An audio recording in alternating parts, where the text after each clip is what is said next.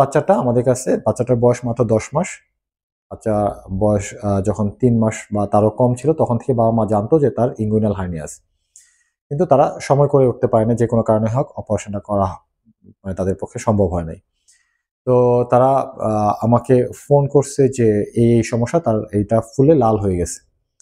তো আমার কাছে যেটা মনে হলো, আমি বললাম যে আপনি দ্রুত নিয়ে আসেন। তারা অনেক দূর থেকে, ঢাকার বাইরে থেকে আসছে।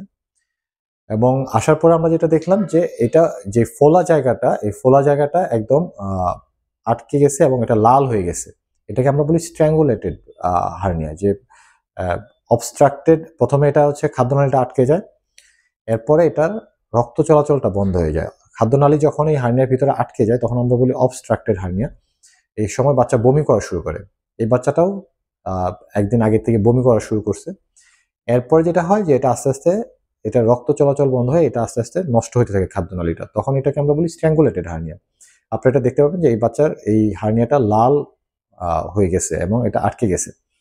যাই হোক, বাচ্চাটা লাকিলি আমাদের কাছে যখন আসছে তখন আমি ওটিতেই ছিলাম এবং আমরা আধা ঘন্টার মধ্যেই বাচ্চাটাকে অপারেশন করতে পারি। যেহেতু আধা ঘন্টার মধ্যে আমরা অপারেশন করতে পারছি, এই বাচ্চাটার খাদ্যনালী যেটা আপনি দেখতে পাচ্ছেন যে এটা পুরোপুরি পচে নাই। এটা আমরা, যার ফলে এটা কিন্তু কেটে ফেলতে হয় নাই, আমরা এই খাদ্যনালীটা এভাবে রেখে দিছি। আর দ্রুত অপারেশন করার কারণে আপনারা এটা দেখতে পাচ্ছেন যে তার খাদ্যনালীটা যেটা, এটা পচে নাই, কিন্তু এটা কিন্তু তার রক্ত চলাচল অলরেডি কমে যাচ্ছিল এবং এটা আর কয়েক ঘন্টা দেরি করলে হয়তো বা এই খাদ্যনালীটা পচে যেত। সেক্ষেত্রে আমাদেরকে এই খাদ্যনালীটা কেটে বাদ দিতে হতো এবং এক্ষেত্রে বাচ্চার কিন্তু জীবনের ঝুঁকি বেড়ে যায় বা তার দীর্ঘমেয়াদী ক্ষতি হওয়ার সম্ভাবনা থাকে। এই জন্য আমরা বলি যে এটা, এই যে এটা আটকে যাওয়া বা এটার রক্ত চলাচল বন্ধ হয়ে যাওয়া, ঠিক আছে, এটা কিন্তু কখন হবে এটা আগে থেকে বলা যায় না। এটা অনেকের হয় না, অনেকের ২-৪ বছর পরে হইতে পারে, এটা কারো যেকোনো দিন হতে পারে।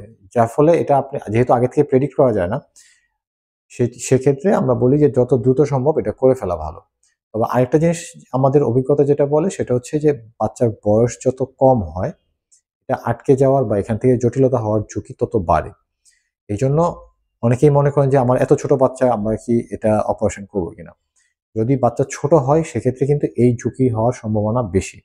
এই বাচ্চাটা যদি সময় মতো না আসতে পারতো, যদি এই সমস্যাটা দেখা গেল যে গভীর রাতে হইছে এবং সমস্যাটা আরো জটিল হতে পারতো, সেক্ষেত্রে কিন্তু তার মানে এই, সে যদি সময় মতো সার্জিক্যাল সার্ভিসটা না পাইতো বা সময় মতো সে সার্জনের কাছে আসতে না পারতো, তো সেখান থেকে কিন্তু তার জীবনের ঝুঁকি তৈরি হওয়ার একটা সম্ভাবনা ছিল।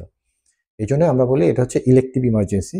আপনি যত দ্রুত সম্ভব এটা অপারেশন করে ফেলা ভালো। ধন্যবাদ।